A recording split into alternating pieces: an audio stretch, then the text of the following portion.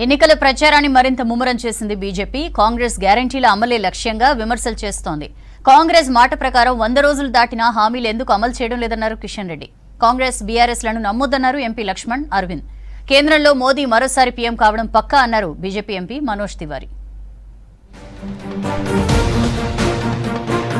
రైతులకు ఇచ్చిన ఏ ఒక్క హామీని కాంగ్రెస్ ప్రభుత్వం నెరవేర్చలేదన్నారు BJP state chief Kishan Reddy.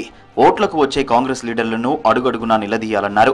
Hyderabad BJP state ఆఫీసులో రైతు దీక్ష చేపట్టారు కిషన్ రెడ్డి.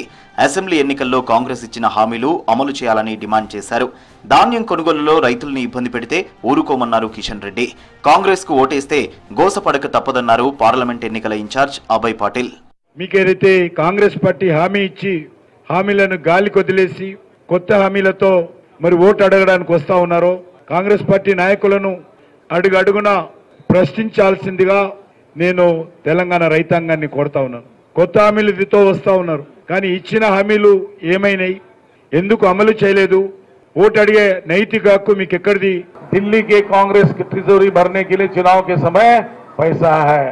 एक तो आप पैसा कांग्रेस के नेतृत्व को पूरे देश में चुनाव लड़ने के लिए पैसा यहाँ से भेज रहे हैं और प्रदेश के किसानों को पैसा देने के लिए आपके पैसा नहीं है।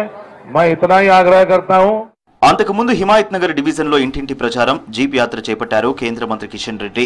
దేశ ప్రజలు మరోసారి కేంద్రంలో మోదీ ప్రభుత్వాన్ని గెలిపించేందుకు జనం సిద్ధంగా ఉన్నారన్నారు. కాంగ్రెస్ ఫ్రంట్ కు టెంట్ లేదన్నారు. ఆ పార్టీ గెలిచేది లేదు, చచ్చేదన్నారు.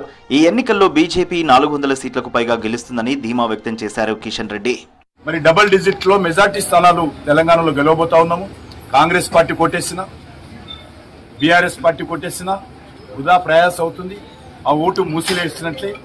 ఎందుకంటే కాంగ్రెస్ పార్టీ దేశంలో ఇప్పుడు అధికారంలోకి వచ్చేది లేదు, చచ్చేది లేదు. కాంగ్రెస్ పార్టీ ఈరోజు వాళ్ళకు నాయకుడే లేరు. వాళ్ళు ఎవరు? వాళ్ళ ఫ్రంట్ నాయకుడు. ఆ ఫ్రంట్కు టెంట్ కూడా లేదు. అదేవిధంగా ఈరోజు బీఆర్ఎస్ పార్టీ అయితే పూర్తిగా కనుమరుగైపోయింది. కేసీఆర్ అపర భగీరథుడు కాదు, అపర అవినీతి పరుడని ఎద్దేవా చేశారు బీజేపీ నేత డాక్టర్ లక్ష్మణ్. అవినీతి కుంభకోణాల కుటుంబ పార్టీలు ప్రధాని మోదీని విమర్శించడం సిగ్గుచేటన్నారు లక్ష్మణ్. నికార్సైన భారతమాత ముద్దుబిడ్డ మోదీ అని తెలిపారు ఎంపీ అరవింద్. ముస్లింలను కాంగ్రెస్ పార్టీ మభ్యపెడుతుందన్నారు.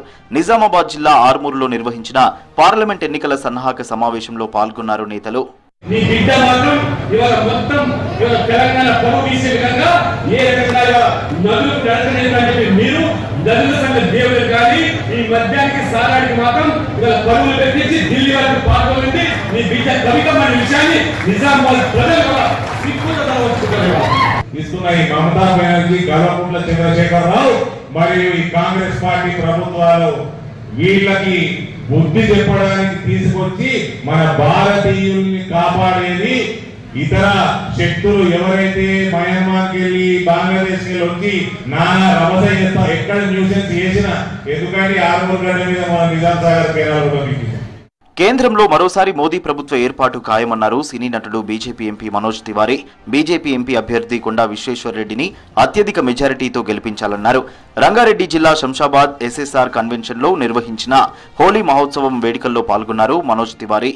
वो थे जो कोरोना में उनका पूरा देश समाप्त हो जाता, उनके पास पैसे उतने नहीं थे, तो भी नरेंद्र मोदी जी ने कहा जान है तो जहान है, वसुधैव कुटुंबकम, हम अपने को भी बचाएंगे और आपको भी बचाएंगे. हमने उनको दवाइयां दी, हमने उनको अनाज दिए. పీఆర్టీయూ నేత చిన్నకేశవరెడ్డితో పాటు పలువురు పీఆర్టీయూ నేతలు, రిటైర్డ్ ఉద్యోగులు బీజేపీలో చేరారు. వారికి కండువా కప్పి పార్టీలోకి ఆహ్వానించారు కిషన్ రెడ్డి.